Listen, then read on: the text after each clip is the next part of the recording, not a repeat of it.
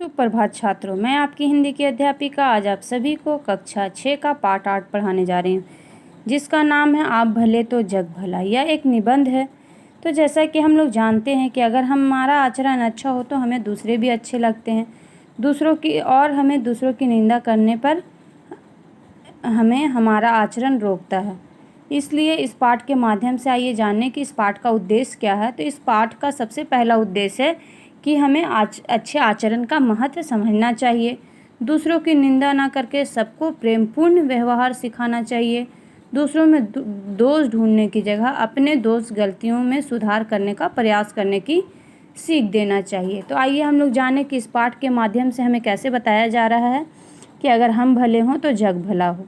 आज भी मानव की जो प्रवृत्ति है, मानव की आदत है कि दूसरों की वो बुराइयां ढूंढता है और दूसरों की बुराइयां ढूंढने में उसे मज़ा आता है। इस कारण लोगों के बीच आपसी मनमुटाव और भेदभाव बढ़ता जा रहा है। ऐसे में अपने शिष्ट आचरण व प्रेम पूर्ण व्यवहार से लोग जो है अपनी वातावरण का निर्माण बड़ी आसानी से कर सकते हैं। तो आइए जानें इस कहानी के माध्यम से हमें क्या समझाया जा रहा है। एक विशाल कांच के महल में न जाने किधर से एक भटका हुआ कुत्ता घुस गया। हजारों कांच के टुकड़ों में अपनी शक्ल देखकर वह चौंका। उसने जिधर नजर डाली उधर ही हजारों कुत्ते दिखाई दिए। वह समझा कि ये सब उस पर टूट पड़ेंगे और उसे मार डालेंगे। अपनी शान दिखाने के लिए वह भौंकने लगा। उसे सभी कुत्ते भौंकते हुए दिखाई पड़े। भौंकने की आवाज़ की ही प्रतिध्वनि उसके कानों में जोर जोर से आती। उसका दिल धड़कने लगा। वह और जोर जोर से भौंका। सब कुत्ते भी अधिक जोर जोर से भौंकते दिखाई दिए। आखिर वह उन कुत्तों पर झपटा, वे भी उस पर झपटे। बेचारा जोर जोर से उछला, कूदा, भौंका और चिल्लाया। अंत में गश्त खाकर गिर पड़ा। यानी कि एक कुत्ता जो खुद को अपनी शान दिखाने के लिए वह भौंकता है, तो क्योंकि वह एक कांच के महल में था इसलिए चारों तरफ उसे ही अपनी ही परछाई दिखाई दे रही थी, मगर उसे समझ में नहीं आ रहा था कि ये क्या हो रहा। उसे ऐसा लग रहा था कि जैसे सभी कुत्ते उसके पीछे पड़े हैं, जिसके कारण वो बेहोश होकर गिर पड़ता है। कुछ देर बाद उसी महल में एक दूसरा कुत्ता आया। उसको भी हजारों कुत्ते दिखाई दिए। वह डरा नहीं, प्यार से उसने अपनी दुम हिलाई। सभी कुत्तों की दुम हिलती दिखाई दी। वह खूब खुश हुआ और कुत्तों की ओर अपनी पूंछ हिलाता बढ़ा। सभी कुत्ते उसकी ओर दुम हिलाते बढ़े। यह प्रसन्नता से उछलता कुत्ता और अपनी छाया से खेलता हुआ खुश हुआ और फिर पूंछ हिलाता बाहर चला गया। तो ऐसा दोनों के साथ क्यों हुआ? जबकि पहला कुत्ता तो बेहोश हो गया और दूसरा कुत्ता खुशी से उस घर से बाहर निकल गया, क्योंकि दोनों के व्यवहार में, दोनों के आचरण में अंतर था। पहला जो था अपनी शान दिखाने के लिए उस पर भुगता है और भ्रम में आकर वो उस हजारों कुत्तों के भौंकने की आवाज़ से वो डरकर बेहोश हो जाता है। जबकि दूसरा कुत्ता अपने प्रेमपूर्ण व्यवहार के कारण उन कुत्तों को देखकर न डरता है, न उन्हें डराने की कोशिश करता है, बल्कि वो उन्हें के साथ खेलता है और अंत में बाहर चला आता है। जब मैं अपने मित्र को हमेशा परेशान, नाराज और चिड़चिड़ाते देखता हूँ। लेखक कहते हैं कि जब वो अपने दोस्त को हमेशा परेशान, नाराज और चिड़चिड़ाते देखते हैं, तब इसी किस्से का उनको याद आता है कि वो बोलते हैं कि मैं उसकी मिसाल भौंकने वाले कुत्तों से नहीं देना चाहता। यह तो बड़ी अशिष्टता होगी, क्योंकि एक कुत्ते की उपमा हम इंसान को नहीं दे सकते। पर इस कहानी से वे चाहे तो कुछ सबक जरूर सीख सकते हैं। दुनिया कांच के महल जैसी है। जैसा कि हम लोग जानते हैं कि ये दुनिया क्या है, एक कांच के महल ही के समान है ना। अपने स्वभाव की छाया ही उस पर पड़ी है। अगर आप अच्छे स्वभाव वाले, अच्छे आचरण वाले, तो पूरी दुनिया आपको मानेगी। आपके अच्छे आचरण की वजह से आपको प्यार देगी। अगर आप संसार में अपने बुरे आचरण से प्रसिद्ध हैं तो लोग आपसे डर की बुराई करेंगे। आप भले तो जग भला, आप बुरे तो जग बुरा। अगर आप प्रसन्नचित्त रहते हैं तो दूसरे के दोषों को ना देखकर उसके गुणों की ओर ही ध्यान देते हैं।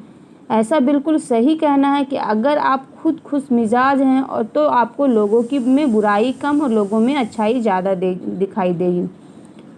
तो दुनिया भी आपसे नम्रता और प्रेम का बर्ताव करेगी। और अगर आप लोगों के साथ अच्छे व्यवहार करेंगे तो दुनिया भी आपके साथ अच्छे व्यवहार ही करेगी। आप अगर हमेशा लोगों के ऐबों की ओर देखते हैं, उन्हें अपना शत्रु समझते हैं, तो फिर वे क्यों ना आपकी ओर गुस्से से दौड़ेंगे। अंग्रेजी में एक कहावत है कि अगर आप हंसेंगे तो दुनिया भी आपका साथ देगी, पर अगर आपको गुस्सा होना और रोना ही है तो दुनिया से दूर किसी जंगल में चले जाना ही हितकार होगा। यानी कि आपको अगर ऐसा करना है तो आपको इस दुनिया में रहने का हक नहीं है। आप किसी जंगल में जाकर अपनी ज़िंदगी व्यतीत करें, वही बेहतर होगा। अमेरिका के मशहूर नेता अब्राहम लिंकन से किसी ने एक बार पूछा, आपकी सफलता का सबसे बड़ा रहस्य क्या? उन्होंने जरा देर से सोचकर उत्तर दिया, मैं दूसरों की अनावश्यक नुक्ताचीनी कर उसका दिल नहीं दुखाता।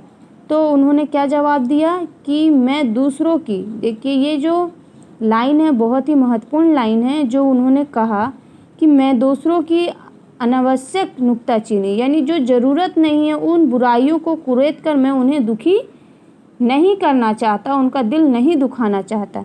यानी कि इनके सफलता का सबसे बड़ा रहस्य यही है, सबसे बड़ा राज यही है कि वो दूसरों में बुराइयां नहीं ढूंढते हैं, जिसके कारण वो लोगों को अच्छा कहते हैं और जिसके कारण वो भी लोगों में प्रिय हैं।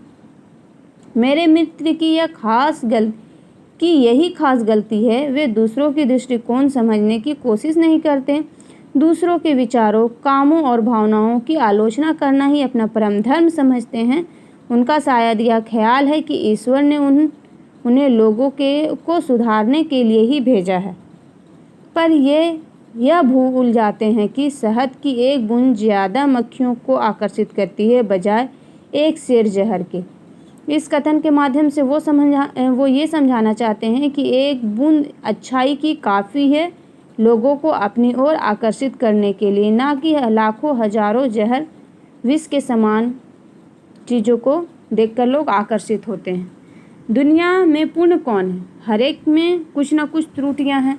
इस संसार में कोई भी पूरा नहीं है, हर किसी में कोई ना कोई कमियां हैं।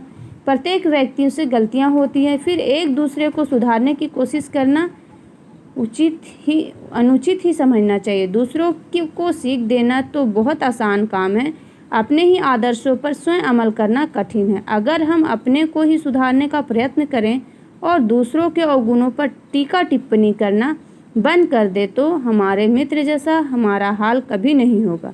मेरे मित्र अपनी बुराई या आलोचना सुनकर आग बबूला हो जाते हैं। लेखक कहते हैं कि उनके जो दोस्त हैं वो अपनी बुराई सुनकर आग बबूला हो जाते हैं, भले ही वह दुनिया की दिन भर बुराई करते हैं। ऐसे मौके पर दादू की ये पंक्तियाँ गुनगुना लेना बड़ा कारगर होगा। निंदक बाबा वीर हमारा बिनही कौल